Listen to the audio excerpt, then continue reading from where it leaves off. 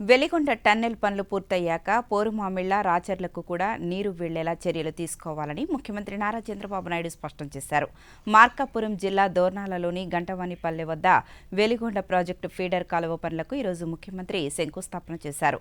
అనంతరం పనులను పరిశీలించారు. అలాగే నల్లమల సాగర్ ఫీడర్ కెనాల్ను ఏరియల్ వ్యూ ద్వారా ముఖ్యమంత్రి వీక్షించారు. వెలిగొండ టన్నెల్ పనులతో పాటు క్షేత్రస్థాయిలో పనులు జరుగుతున్న వేర్వేరు ప్రాంతాల్లోని అధికారులతో వీడియో కాన్ఫరెన్స్ ద్వారా ముఖ్యమంత్రి మాట్లాడారు.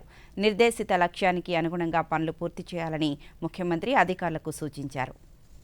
2500 కోట్లు డబ్బులు పే చేయకుండా పనులు చేయకుండా నేరుగా పోయి ఇనాగరేషన్ చేసి 43 అంటే మ్యాక్సిమం అంతవరకే పోగలుగుతాం, ఇంకా హైట్ పోగలుగుతాం.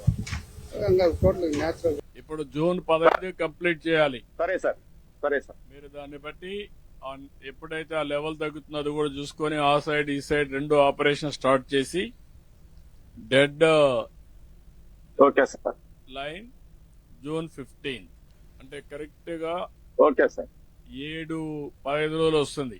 14 వారాలు. అవును సార్. ఇంకా స్పష్టంగా చెప్పాలి, 14 వారాలు డివైడ్ చేయండి. వారానికి ఏమేం జరుగుతుందో మండే ఒక నోట్ నాకు పంపించండి.